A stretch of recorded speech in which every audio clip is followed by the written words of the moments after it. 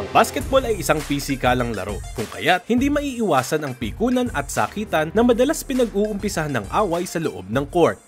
Sabi nga nila, kung ayaw mong masaktan, huwag kang mag-basketball at mag-chess ka na lang.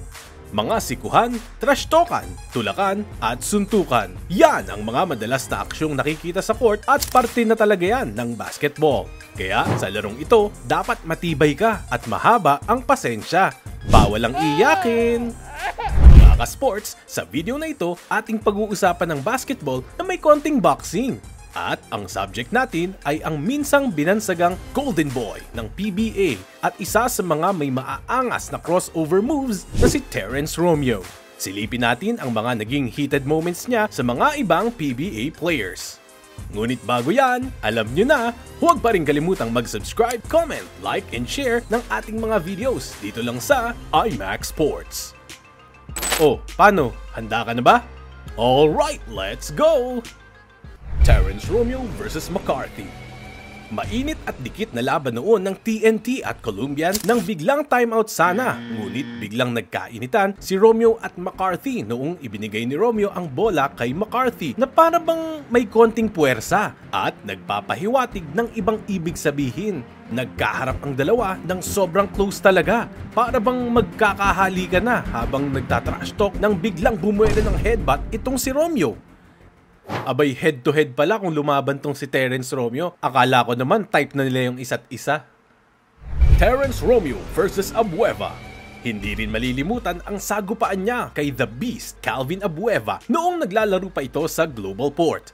Terrence Romeo tumira ng 3. At ayun, pagkatapos ma-shoot, sabay trash talk pa habang tumatakbo papunta kay Abueva na may pabangga at para bang nagsasabing, "Kita mo yung 3 na yon?" At patawa-tawa lang itong si Calvin Abueva. Pero noong nakatsyempo na si The Beast ay pumoste ito sabay pasok ng foul counted at hinanap si Terrence Romeo sabay flex sa ulo na para bang nagsasabing, "Mas matalino naman ako sa'yo."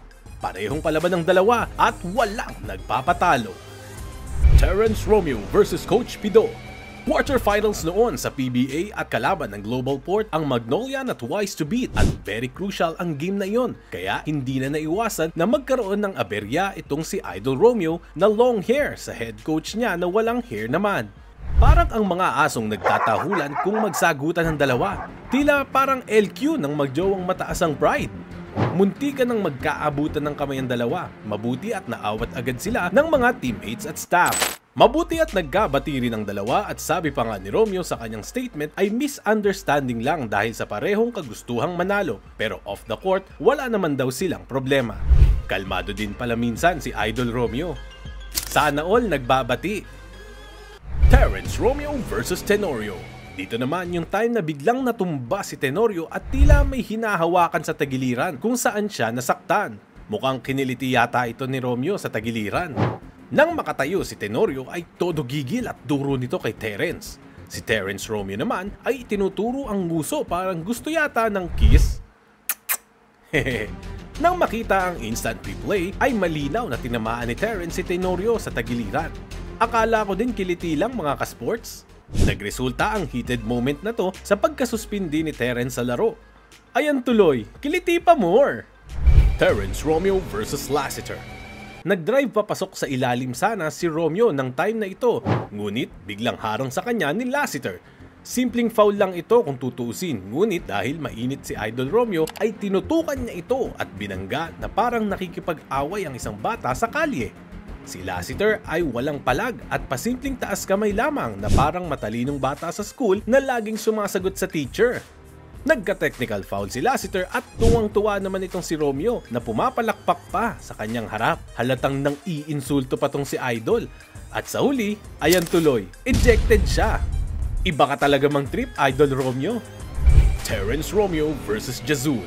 Dikitan at todo depensa itong si Romeo kay Jazul na parang naglalaro ng patintero nang biglang may call ang referee na foul sana kay Jazul. Kaso, biglang nagpaiwan pa ng papuwet itong si Romeo na patay mali siya pa, pero hindi yan nakawala sa mata ng referee at tinawagan ng technical foul itong si Terrence Romeo. Kanina headbutt, ngayon papuwet naman. Parang iba ata gusto ni Terrence Romeo. Ayan na, ejected ka na naman. Mga ka-sports, alin dito ang mas nagpainit sa inyo? Comment down nyo yan. And stay updated dito sa IMAX Sports channel para una ka lagi sa mga basketball topics.